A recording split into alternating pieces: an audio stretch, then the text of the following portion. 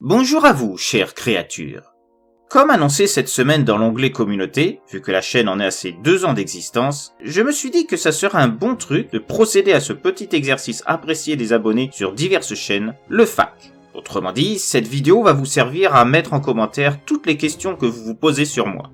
Sur mon parcours, mes influences, les vidéos, les histoires, les créatures imaginées. Vraiment tout ce qui vous intéresse de savoir sur la chaîne et son contenu, vous pourrez les noter en commentaire. Et je me ferai un plaisir d'y répondre en détail lors d'une prochaine vidéo.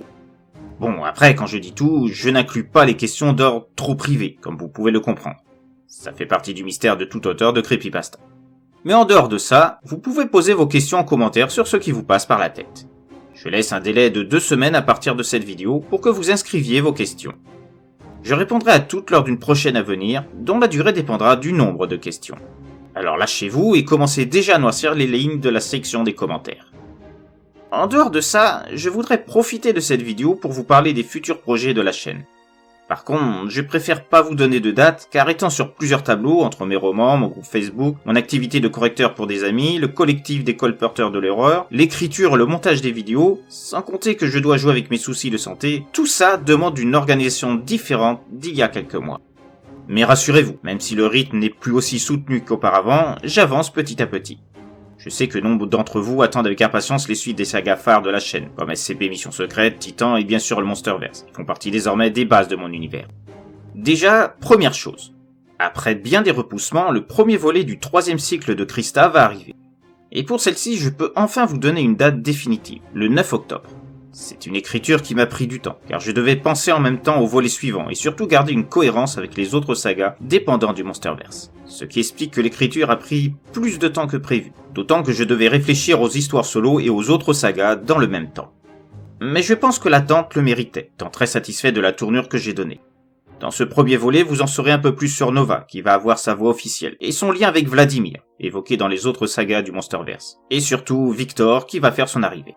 Les volets suivants vont voir l'irruption du Dévoreur de Cœur, de Woodsman, de Scary Girl, de Jeffrey Fox, ainsi que d'autres membres de la Chambre des Neuf, qui vont aussi avoir leur voix, comme Luna, Black Hole, Stardust, Stellar et Comet.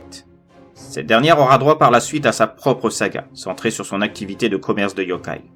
D'autres membres auront leur spin-off, qui révéleront leurs origines. Je vous avais promis depuis longtemps d'ailleurs une vidéo entièrement dédiée à Vladimir.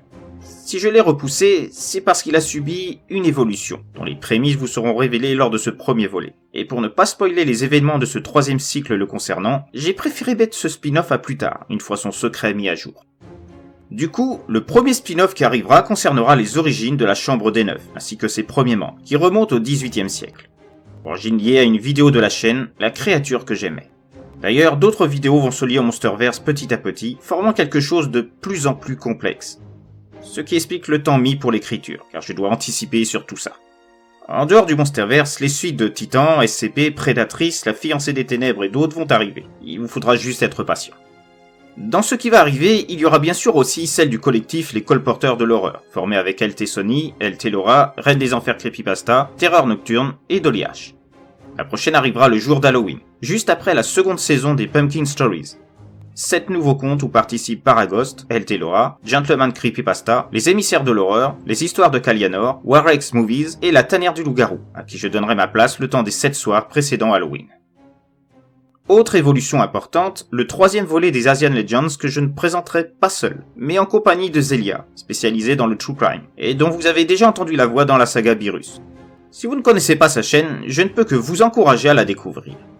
Concernant justement la saga Beerus, la 2e partie de Quetzalcoatl va arriver aussi, mais là aussi, l'écriture a pris plus de temps que prévu, à cause de la gestion des combats qui est complexe.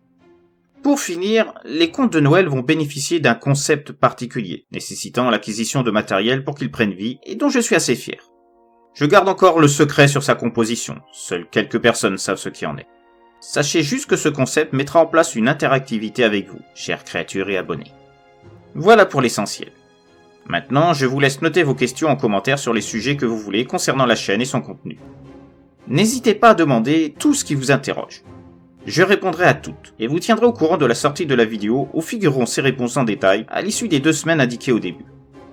Sur ce, je vous dis à très bientôt pour de nouvelles histoires de l'autre monde.